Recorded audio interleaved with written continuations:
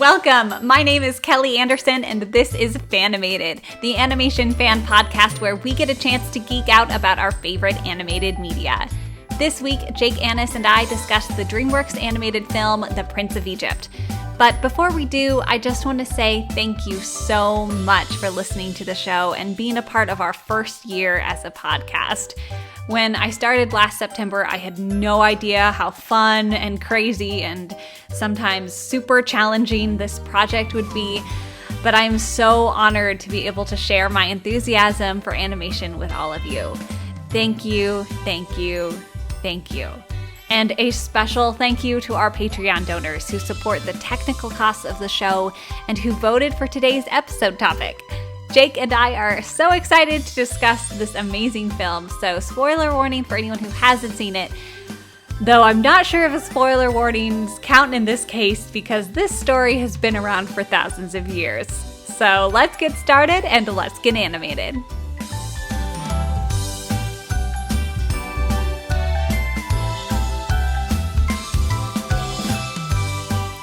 Hey everyone, I'm here today with Jake Annis, here to discuss The Prince of Egypt.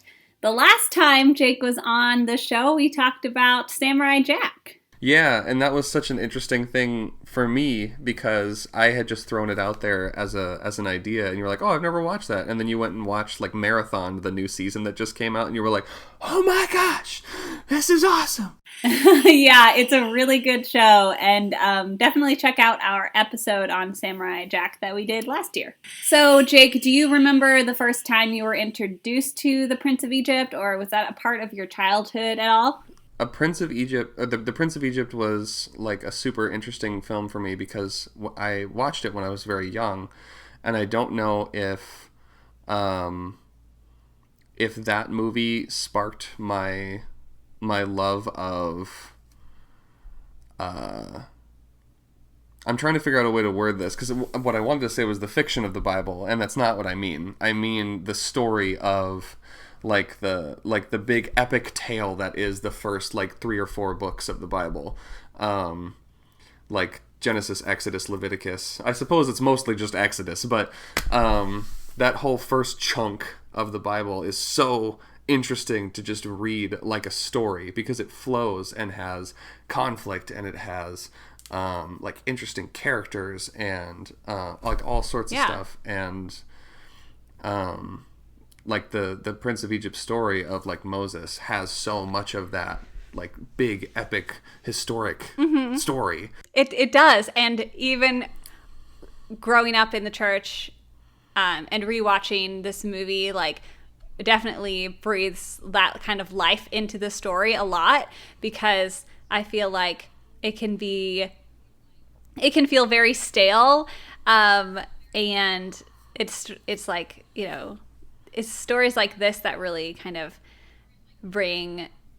connect you to these ancient tales much better, you know?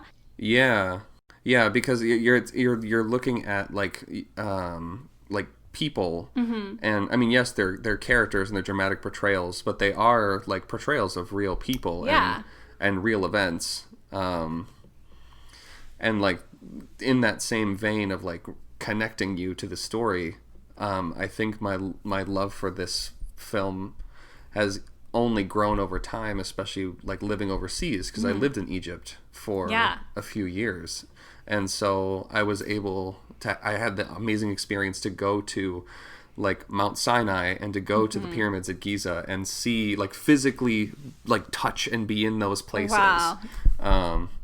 So like, that was like a really big thing. Definitely like solidifies like that there are facts about life and there are facts about history and the world that you can't get away from. It's just super cool. Yes. Oh, I love that so much. I definitely want to ask you more about your time in Egypt. But for those who don't know, for whatever reason, The Prince of Egypt is a retelling of the story of Moses in the book of Exodus.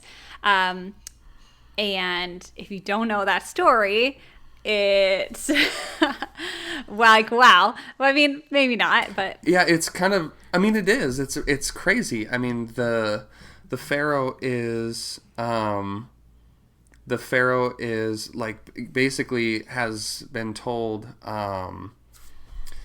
I don't remember if it was even like he was told. Was it a prophecy or like what started the genocide of the Hebrews, or maybe was it just a culling of like the slaves to keep them in line? I don't remember exactly what it was. That's a good question. Because the movie starts like right in the thick of the action Yes. of like at Giza, there are soldiers being like running into the Hebrew village and basically killing off the children. And in that, Moses' mother, I don't remember her name. Oh, I can't pronounce it. Her name is Yocheved or Yoke. Yocheved. Your guess is as good as mine on that one. Any Hebrew speakers cringing right now, but Yeah, because I don't know how to pronounce that either. I know like certain names from the story, but she spirits Moses away in a basket along the Nile, and he ends up in the palace. Yes. And he's adopted by the Pharaoh's family and grows up with Ramses. Yes. As a brother. Yes, and so it is the story. The movie covers him discovering he is a Hebrew. And then of course the entire plagues and freeing the Israelites, and it ends with the 10 Commandments. So it really spans from him being put into the Nile and all the way till the 10 Commandments. But mostly it really is, I think, about him and Ramesses as brothers. Like, I think that's kind of like... There's a very human aspect to it that I think we kind of touched on a little bit when you said, like, it breathes life into it, because it's not just about the story. It's not just about the Hebrews, even though it is, and it is about that story, but it focuses in on these personal interactions and these personal relationships that were affected by the events in that story. Absolutely. And they obviously take some artistic liberties to tell the story in a compelling way, but they did do a ton of research, and they got a ton of theologians involved with the film so that they could make sure it was portrayed in the best way possible. And they did talk to both Christian, Jewish, and Muslim theologians to make sure they were, portraying this correctly. Yeah, and at least from my understanding, they handled the material very well, very respectfully. They did a phenomenal job of not only telling the story, but portraying the people and the time period in a way that was accurate and respectful. I think one of my favorite parts of the Moses story that doesn't get into the movie is that when Miriam follows the basket and it reaches the queen, Miriam offers, I know someone who can take care of that baby for you. And so yes. Moses actually gets to grow up a little bit with his mother when he's still a baby. So yeah, which is it's very clever.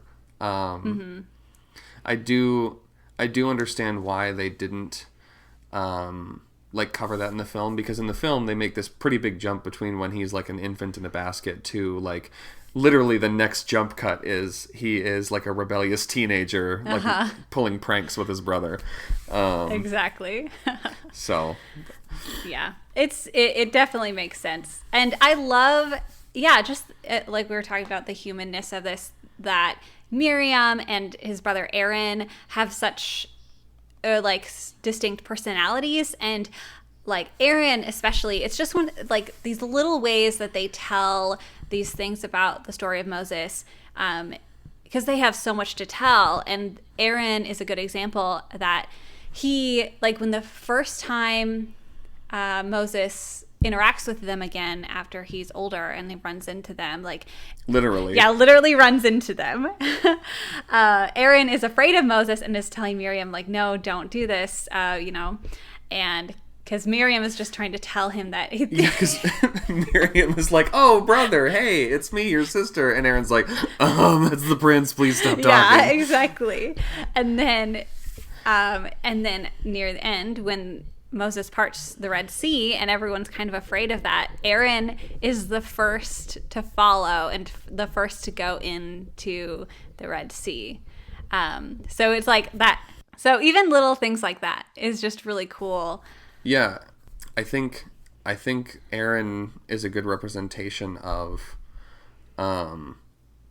like mankind in general, like the human aspect of faith, of like maybe disbelief, maybe like fear, and like eventually like the recognition of truth and the belief and following that belief. Mm-hmm. Yeah, I like that a lot. So going back to the beginning, Deliver Us is the best song ever. Really? I mean, I have to say my favorite song like in the whole movie is Heaven's Eyes, like midway. Yes. It's hard to choose because they're all amazing. Yes. Mine is Deliver Us because it is the opening song. It, especially with the like how it ends, it feels very reminiscent of the Lion King's opening, Circle of Life, and then it just like builds and builds and then like cuts out automatically, like really quickly, and then you're left with just that feeling of, oh my gosh, what have I gotten myself into? So that's my favorite song. So why is Through Heaven's Eyes your favorite song? I love how the relationship develops between Moses and his eventual wife Zipporah. And her father, I don't remember the father's name, but he is like the leader of this Bedouin tribe out in the middle of the desert that Moses eventually finds himself at when he runs away from home. Moses is going through this kind of guilt trip at the time of basically saying like not only is he going through a bit of an identity crisis, but saying like this whole time everything I thought was wrong. I've been treating these people in this way, and that's not only not right, but also like these are my people, I guess. But it's this beautiful song about self-worth and about what's important and about the misunderstandings we have about ourselves because of like the world that we live in. There's so many lines about like how could you measure the worth of a man by what he builds or buys. It's great. It's got awesome build to it, and there's like a couple of different movements within it where it starts out kind of calm, and then like right after the first chorus they start in this very it's like it's a party, they're dancing, and by the end of it they're married. It's a great montage. It's a great montage, and they actually Through Heaven's Eyes was their fourth attempt at writing this song. They had 3 other songs that they wrote for this part of the movie. But they wanted, because before that they had stuff that wasn't quite as about the bigger philosophies of that this song, the lyrics portray. And it was more about like welcoming someone in and just kind of more, I don't know, just smaller ideas than this. And a lot of the lyrics came from, or like the ideas that came from a poem called The Measure of a Man. And so even some of the actual imagery and references were from that poem in that song. So that's pretty cool too. It's just how everything develops. One other thing about Deliver Us, because I forgot. The woman who plays Moses' mother, who sings for her, Ofra Haza, I'm pronouncing that wrong, I'm sure. Of the 21 languages the song was translated into, she sang 18 of them. So she sang the song in 18 different languages. So some other interesting voice acting things about this film. I'm going to pronounce his name wrong too. Ralph Fiennes. I don't know. He's Voldemort in the Harry Potter movies. He voices Ramesses, and he is one of the few in the cast to actually sing the songs that their character plays. Most everyone else has vocalists to sing the parts instead of the actors singing it. And then Steve Martin and Martin Short are the other exceptions. So Playing with the Big Boys Now, they do sing that one. So I thought that was kind of an interesting tidbit as well. Yeah, that's super cool. I didn't know that, actually. I did know that a lot of times in like movies like this, they'll find like a believable vocal double to play like the songs, to like do all the lyrical work, which is kind of interesting and also kind of unnecessary at times, I feel, because I feel like in movies like The Hunchback of Notre Dame, the guy that voices Frollo, Tony Jay, I'm pretty sure he does the singing for the movie for Frollo's character, and he's not like, I mean, he does have a good voice, but he's not like, he doesn't have a perfect voice, but it fits for the character. It makes sense, and I think so often in like modern animated films and musicals, they doctor and perfect and clip and cut so much of the song, and it all sounds so digitized and it sounds so perfect, and that I feel like that detracts a little bit from my experience, because I hear it and I'm like, oh, this isn't the person singing, this is just the computer singing, you know? Right. I agree. It can be really hard. It can, cut the suspension of disbelief. Another thing I found interesting was Val Kilmer, who voices Moses, also voices God during the burning bush scene. Yes. And I did not know that. I've thought about potentially reasons why they did that, because they could have picked anybody to play that voice, and I'm wondering if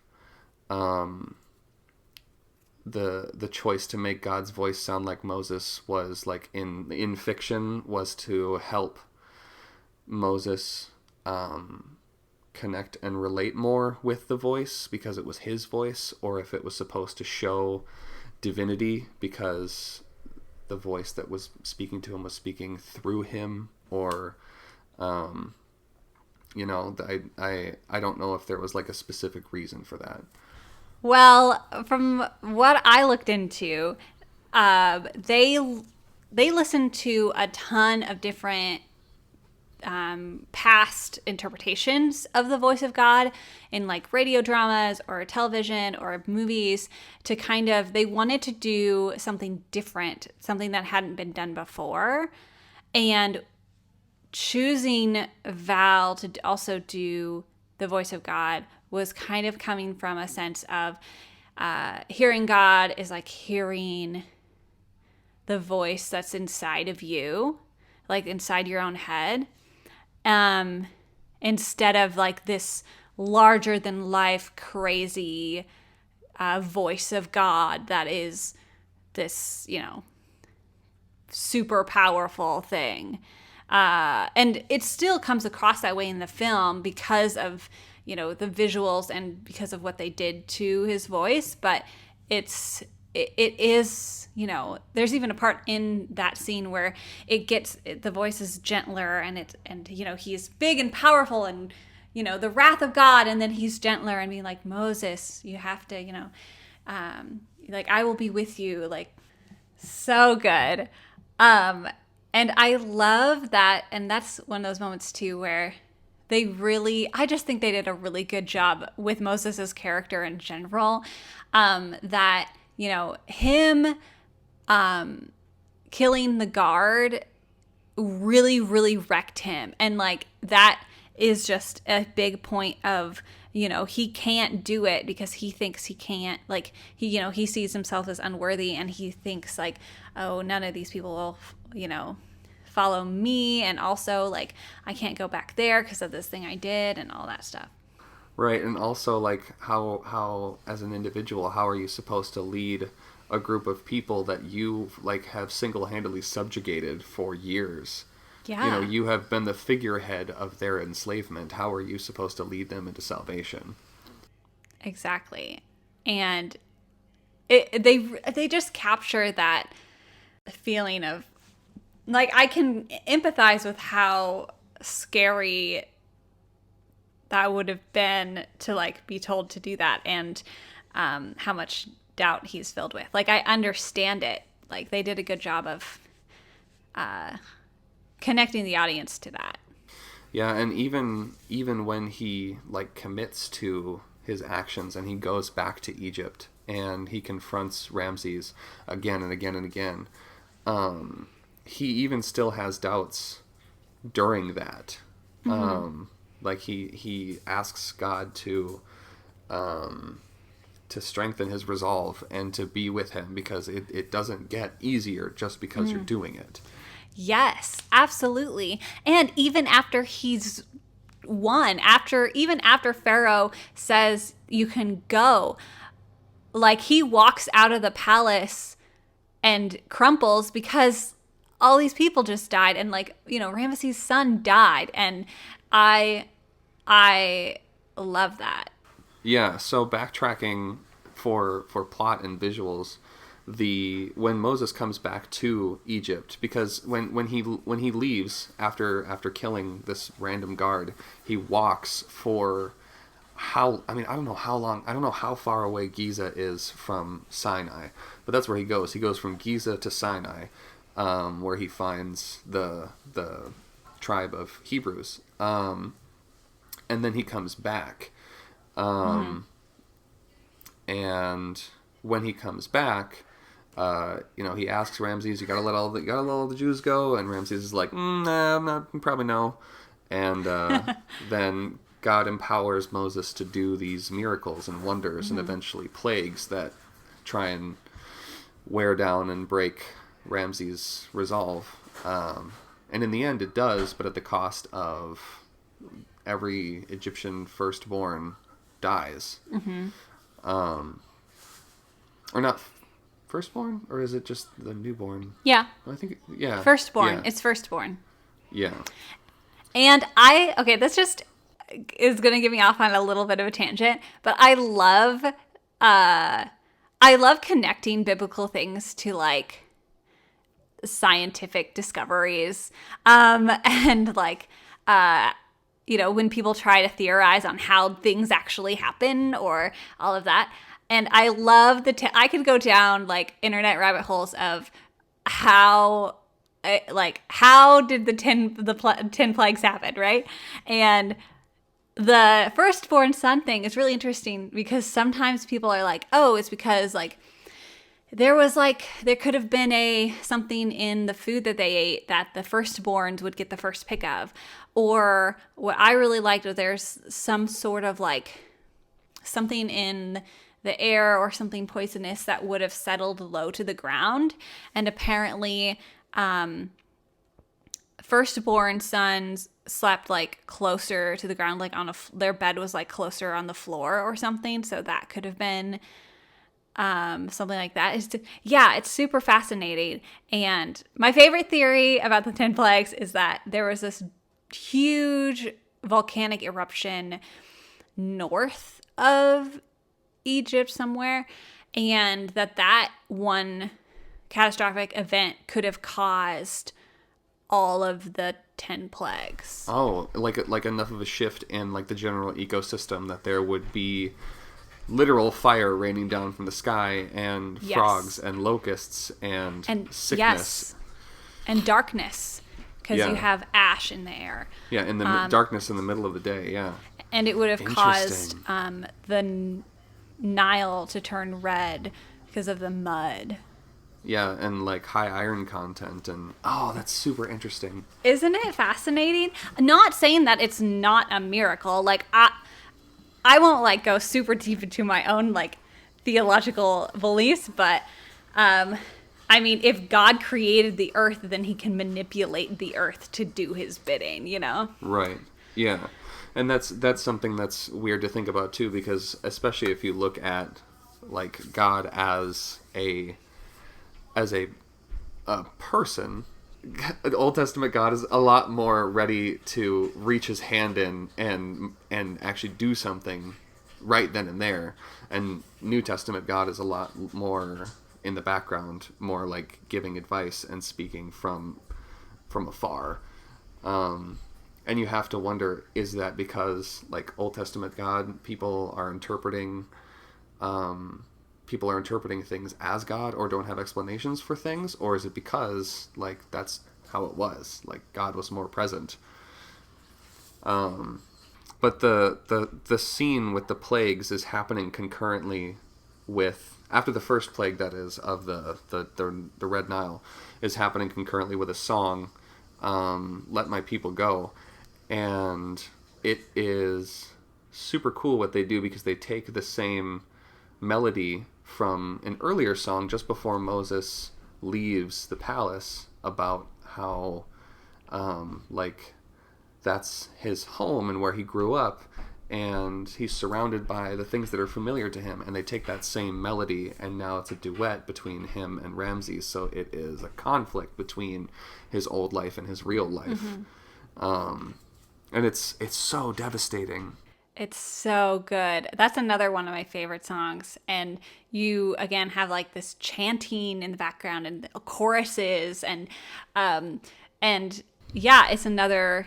It's literally an event of biblical proportions. Yeah, literally, yeah. And it's not just a conflict of peoples, it's a conflict of brothers. And yeah. And there's that human aspect again. Exactly. And they're both hurting like so much, and like it does not please Moses at all, and they do such a good job showing that this is happening, you know. And you just want to like shake Ramesses up, but the story is so good because they really set up at the beginning that like Ramesses is so afraid of being the weak link in his, you know, heritage and lineage of being a pharaoh. He wants to build something even greater than his father. Yeah. And I think they show how important his relationship with Moses is in quite a few instances, where Ramses kind of lets Moses get away with stuff or kind of lead him into problems when they're growing up. And you see how close they are, and which makes it all the more devastating when Moses, not only when Ramses denies Moses time and time again, but when he finally does tell Moses to go, he blames him personally for everything that has happened, and he flies off the handle. And even after they are able to walk out of Egypt and are free, Ramses comes after them with an army. Yeah. And it's just, it's relatable, it's understandable. They're real human emotions and real understandable things happening, but at this huge scale. Yeah. Yes, exactly. And you can totally understand Ramses' view too, because he's like probably so many other, you know, people in Egypt who have lost their children, and he's just taking it out that way and comes after them again. Yeah, it's really fascinating because this is such a prominent story for so many you know, people and religions, and yet there's no record of the Israelites in Egyptian history. Yeah, because that's something I've had conversations with people about before. But like, oh well, if they were slaves and they built the pyramids, then how come there's no record of them anywhere in Egyptian history? And I'm like, well, I've got like 4 or 5 books in 3 different religions that all agree, and so I don't know. Yeah. I read somewhere. Man, I'm gonna have to look for that again. But the way they check really old documents for historical accuracy, they like cross-reference things and like do all this other, I don't know, scientific literary stuff that I don't know anything about. And the Bible actually has more evidence for it than any other historical document, like of that time. Yeah, and it seems like there's more like all the time, because it was just a few years ago when they uncovered the Dead Sea Scrolls. And for those of you who don't know what those are, they uncovered I don't even think they had to do any digging. They literally just saw a cave opening, which was one of hundreds in the Dead Sea, because it's a very corrosive environment. It's the saltiest place on the earth. But they kind of stumbled in, and there were all of these sealed pots, and inside of those pots were scrolls, hundreds and hundreds and hundreds of years old, which were like original transcriptions of like religious texts. And so you have these documents from so long ago that corroborate the story that has been written and rewritten and edited and revised over the years to be what we see today as the modern religious texts. It's absolutely that stuff just absolutely fascinates me. It's so interesting. And just about Egyptian culture in general, that and all like historical great societies, that there's so much we just don't know, and how really truly like, you know, in ruins they become, and you think of the people of the time, you know, probably thought this dynasty will never end, and yet here they are. Yeah, and like the crazy thing to think about, like thinking about things in time in concurrency with each other, because when you learn about history, you're learning about it in a very linear sense, and you're usually only learning about it from one perspective. But when you kind of align 2 things at the same time, it's super like France was performing the last public execution by guillotine when the first Star Wars movie came out. Wow. That's weird. Like those 2 events happened at the same time, and then like the amount of time between where we're existing right now and when Cleopatra was ruling Egypt is shorter than when the pyramids were built to when Cleopatra was ruling Egypt. Yeah. Like when the Romans were running Egypt, the pyramids were already absolutely ancient. That is crazy. Which is insane to think about. Especially to also think about there's now like evidence coming out to say that potentially the biggest pyramid was already there when the dynastic Egyptians showed up. And so the 2 smaller pyramids and a lot of their other architecture was based on the original Sphinx and the big pyramid. Wow. And those were already there. And you can see it in evidence of like other pyramids that they built in Saqqara and in like surrounding areas, not at Giza. Also the differences in like inside the Great Pyramid, there's nothing. Like when you think pyramids, you think like, oh, like hieroglyphics all over the walls and like crazy colors and sarcophagi. There's nothing. It's flat black walls. Like there's literally nothing inside the pyramid. And you go up a steep staircase and you crawl through a hole and you get into a big room with the remains of a big black box with nothing in it. And there never was anything in it when they found them. Weird. And so historians and archaeologists for so long have been like, oh, that's where the sarcophagus was kept.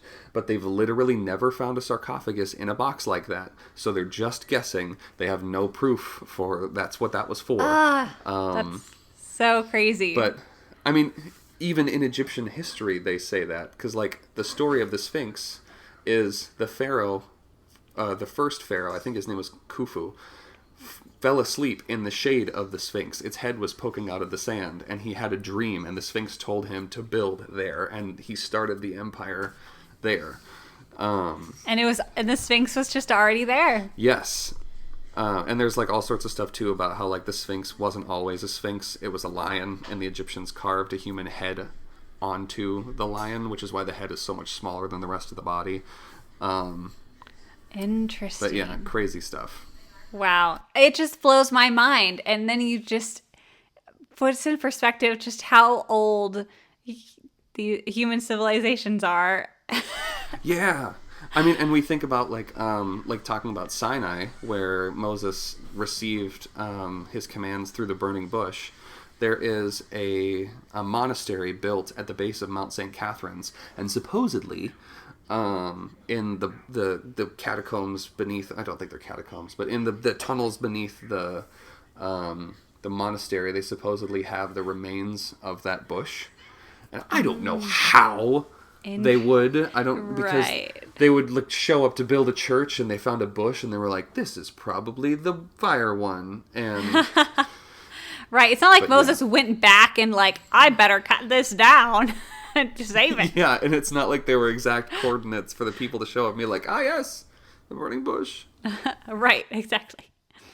Is there anything from your time in Egypt that like I don't know, that this movie, like, does it do a good job, do you think, of representing like what it could have looked like, or anything in Egypt that like reminds you of the film at all?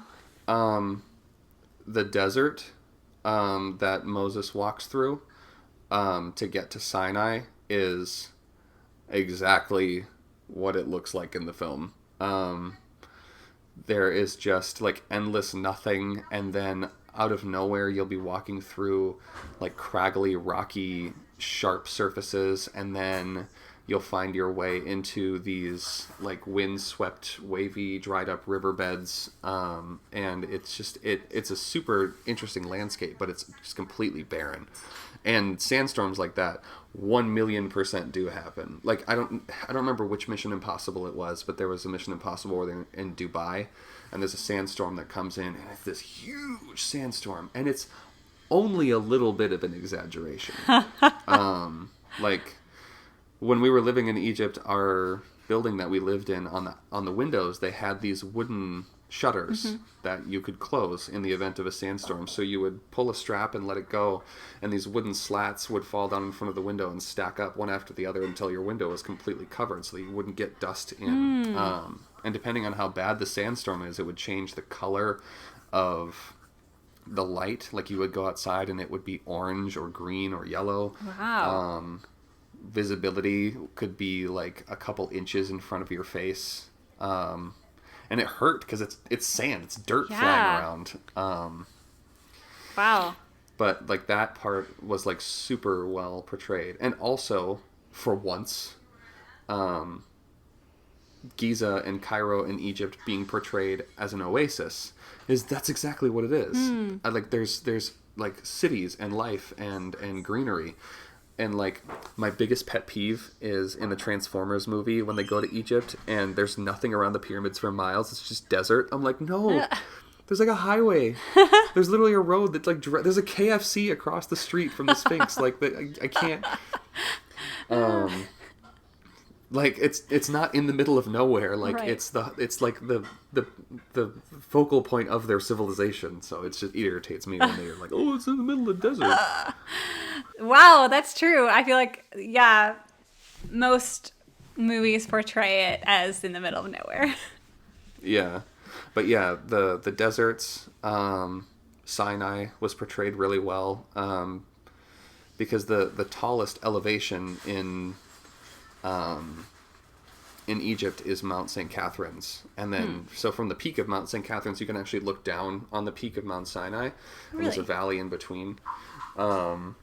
And so they're like not far apart in terms of distance. They are very tall. I mean, they're mountains, but there's a chapel that was built on the peak of Mount Sinai, and there's 300 steps to get up to the chapel, and so there's people that make trips and pilgrimages out there, and they camp in the rocky basin just at the foot of those stairs, and then at 3 a.m, you walk up the steps and watch the sunrise like over the mountain, and you just see the whole valley light up, and it's super cool.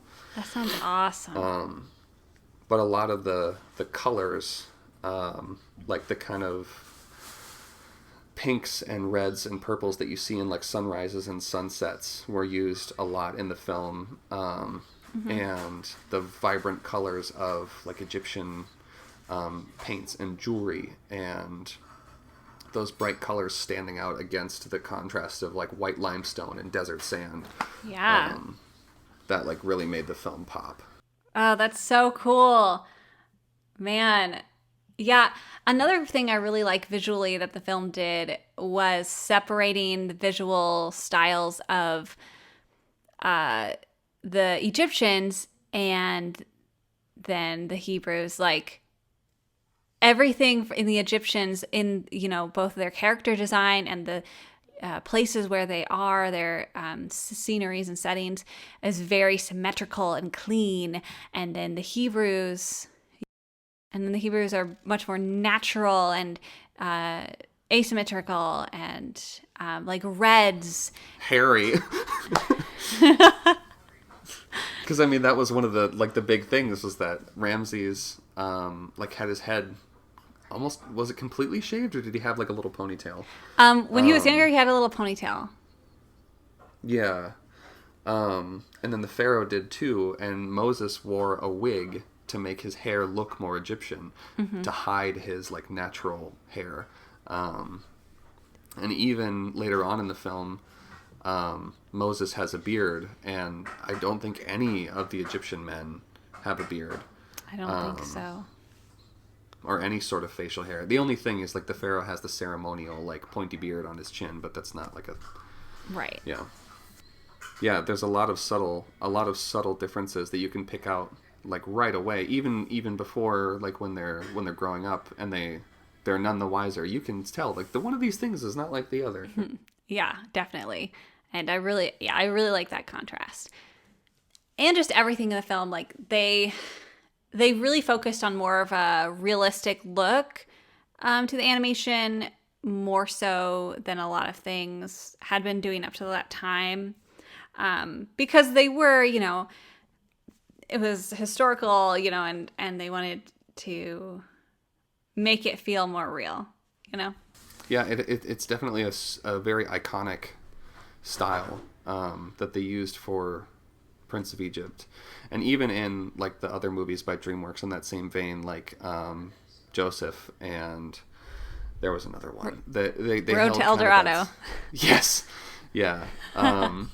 They held that same style of like, yes, it is animated and you can tell it's a cartoon, but it does have a very realistic quality to it, and the people move like people move, and they emote in a very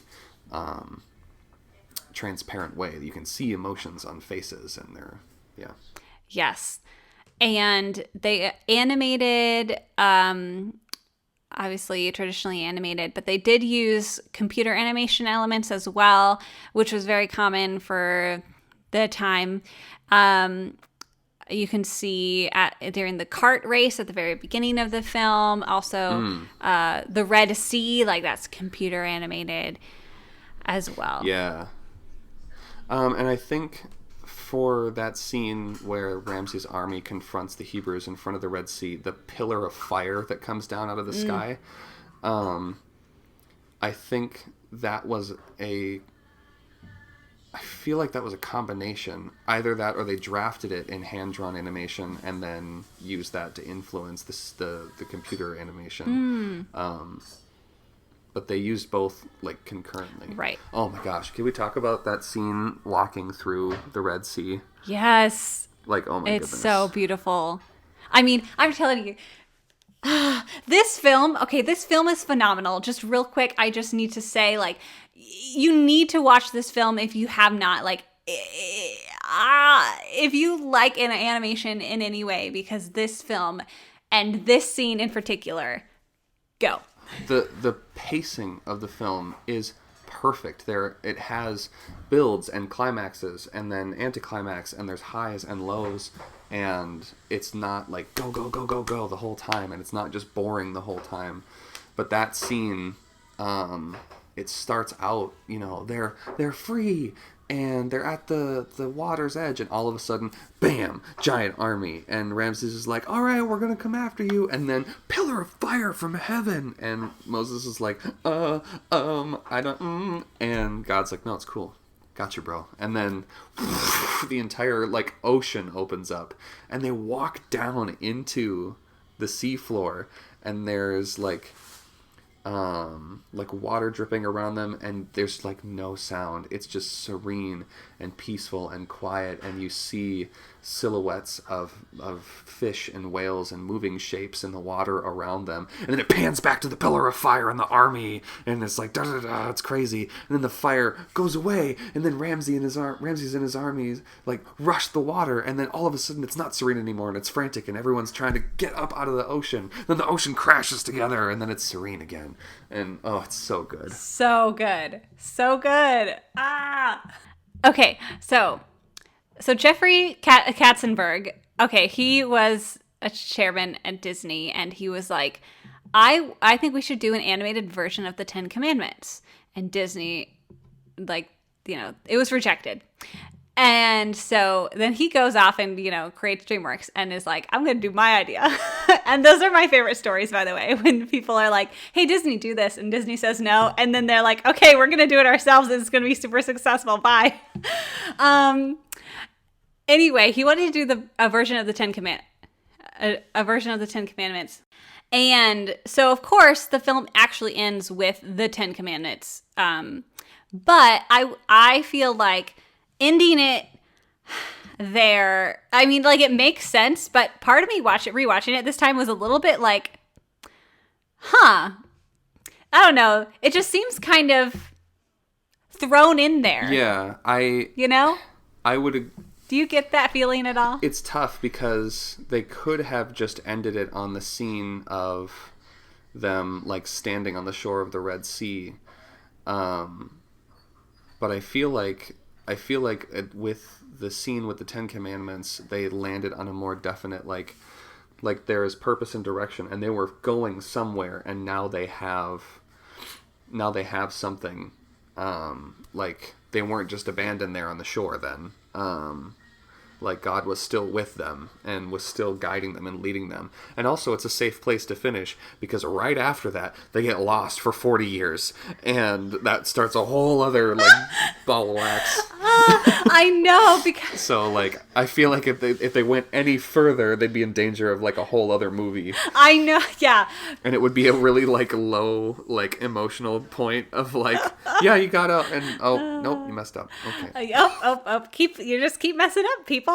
No, that's my favorite, is because it's this big emotional movie, and they end with this, the When You Believe, song, and everything is great, and they're free, and now they're gonna be stuck in the desert for 40 years. Well, if they would just stop worshiping false idols. Come on, people. Anyway, I really do like where they end the film, and when he's coming down the mountain with the 10 Commandments, it definitely it gives me chills watching it. It's they do a good job. Well, I don't know, where do you end it? I guess that's a good point to do it. Yeah, because I mean if you want to get real, it is an ongoing story, Right. It's still being told. And you could keep running that story all the way up until, the story of Jesus. It'd take a while, but you could take a while. You can read the Bible for that version. Yes, yeah. But I think also that quite a bit of the wandering around for 40 years doesn't hold the same attention as plagues and conflict and liberation and right the only alternative would have been to end it earlier. Yeah. With Moses and Ramesses, like, because they have Moses like say goodbye to Ramesses kind of from across the sea, and then Ramesses is all having his pity party. But you don't want to end on his pity party either, I guess. No, and that's another, like, thinking about it, that's another big aspect of this film that I think works so well, is the spiritual warfare that happens. Because there's a whole song about it, but they're literally pitting, like, the Hebrew God against the entire pantheon of Egyptian deities. Yeah. And, like, who's right, who's not, who's strong, who's weak. And that plays super heavily into the film as well, and also plays heavily into Ramses and his mentality of, like, Moses, what are you doing? We got like literal magic. I have sorcerers that work for me. What are you talking about? This God that literally doesn't even help his people. Like, I've been enslaving them for how long? So who do you think's right? Yeah, and that Moses, like, he was in that mindset too until he found out he was one of them. And then, like, that's the only thing that made him think about them and care about them. You know, it's fascinating. Yeah, and then that makes it so much more crushing in the end when Ramses is alone on the shores of the Red Sea, of, like, he was wrong, his gods were wrong, his decisions were wrong, you know. It's just a lot of realizations. I really like the imagery during the You're Playing with the Big Boys Now song when Moses's snake eats the other two snakes. I love that. That's just a really good... They have lots of good visual representation of things in this film, but of the God being more powerful than theirs, their Egyptian gods. Yeah, they also kind of put that in the background of the scene. Like, the first two miracles of, like, the snake eating the other two snakes and turning the Nile red. The first miracle that he does of his staff turning into a snake and eating the other two snakes, his sorcerers during the song are so caught up with, like, showmanship and insulting him, they don't even notice that it's happening until it's over, and they don't even care. Like, it's not even about... They just assume that they're right. And so, like, Moses' snake comes back to him, turns back into a staff, and he leaves. And then the next time he performs a miracle, turns the Nile red, and they're like, oh, no, we totally got to drop some powder into some water. Yeah, we make red water. Yeah. And it steadily escalates of, like, things that you can prove and things that you can combat and things that are just out of your control and things that are just divine. Yeah. And they do a really good job of showing Ramses' frustration as it continues to build, and, you know, his sorcerers can't keep up. It's good. It's good. It's good. This movie is good. Have we convinced you yet? Oh, it's so phenomenal. And I feel like it's just underrated sometimes. Yeah, I feel like it definitely falls into, like, the Atlantis and Treasure Planet box of like movies that were really good but underappreciated. Yes, absolutely. Treasure Planet, man. That's a good one for sure too. All in all, this film is phenomenal. They put a ton of work and effort into it. It's just a beautiful work of art, and the music is phenomenal, and the voice cast is great, and it's just a really beautiful experience no matter what your religious beliefs are. This is a story that has impacted people for, a very long time. So, yeah. I mean, like I said earlier, even if you're just taking it as a story, it is a super riveting fiction. It is a phenomenal story with intrigue and betrayal and friendship and loss and like larger than life entities going head to head. There's something there for everybody. Absolutely. 100% agree. So, Jake, this is the time. This is the part of the podcast where I ask you, what have you been watching recently? Recently, I have been watching a little bit of Harmon Quest, which is so good. It's Dan Harmon, who is a phenomenal creator and a hysterical person. And he runs a Dungeons & Dragons campaign with 2 consistent celebrity characters, and every episode they bring in a celebrity guest who plays a one-off character for that episode. And they perform it in front of a live studio audience, but then they publish the episodes and somebody animates as they happen. And so they jump back and forth between, as the action is happening, their characters and the scenes are portrayed as cartoons, and then anything OOC, they flip back to the live studio audience, and it's so good. It's so good. No way. That's amazing. I feel like that would be a lot of animation work for that. That's a lot of animating. Especially because, like, there are, like, 3 consistent characters, 4 if you're counting the Dungeon Master, but, like, there's a new character every episode that is, like, resembling the celebrity guest who is voicing them. That is so cool. It's hysterical. What's it called again? Harmon Quest. Wow. Okay, I'm going to have to look into that for sure. Didn't know that existed, and that sounds right up my alley in multiple ways. Really good. Oh, that's great. I feel like I haven't watched anything new recently. I mean, putting episodes out every week like this, I don't have time to watch anything new. I still need to start My Hero Academia because I'm ridiculed by my friend group. That and Steven Universe, because I haven't watched any of either. I know. I know. Literally every single one of my friends is just chastising me because I'm the only one that hasn't watched this, and I feel bad because I want to. I just haven't. That is a crime. I cannot believe. It is so 100% worth your time. Both of those shows are phenomenal. My Hero Academia Season 4 is coming out in October. So you have until then to get caught up. Okay. I think I can swing that. Great. Good job. Yeah, I'm sure you will really, really like it. I'm sure you will really like both of them. I don't doubt it. I've heard only good things. And I would recommend those to anyone else. And if you've watched Steven Universe, listen to all of our episodes on Steven Universe, including the most recent Steven Universe, the movie. Bryn and I discuss the movie, and that actually just came out today as of recording this, although by the time this comes out, it'll be last week. So go listen to that. We're time travelers, is what we're saying. Yes, we are. We're time travelers, and it's great. All right. Thank you, Jake, so much for taking time out of your day to chat with me about the Prince of Egypt. Yeah, thanks for having me on. I will always enjoy sitting down and getting to gush for a ridiculously long amount of time about one thing. Awesome. Well, that's what we're here to do, geek out about animation. So we will hopefully talk with you again soon. Yes. And if you want to hear more of Jake, listen to either Pinned Sword or Knight's Quest, his other two podcasts that are both phenomenal.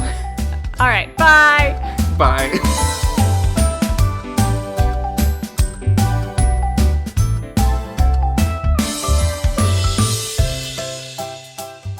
Thanks so much for listening and supporting us this year. We have a lot of fun episode topics and other exciting projects in the works for the new year to come. Remember, if you'd like to vote on upcoming episode topics, go to www.patreon.com/Fanimated. Let us know your thoughts on The Prince of Egypt and your other favorite animated media on Facebook and Instagram at Fanimated Podcast. You can also email us at fanimatedpodcast@gmail.com. The art for this podcast is done by me. You can find me on Instagram at CandorDraw. The music is provided by Purple Planet Music, and a huge thank you to Jake for joining me today. Remember to check out his other podcasts, Pinned Sword and Knight's Quest as well.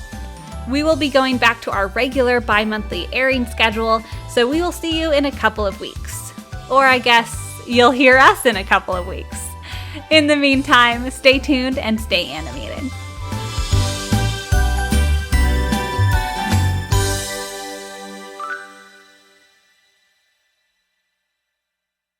Yeah, water's definitely a big thing in the Bible. For sure.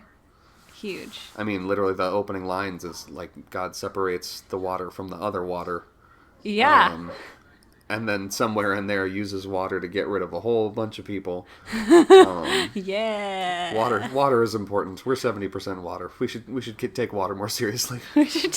Let's. Jake Moral of the Annis, story: Prince of Egypt. We should take water more seriously.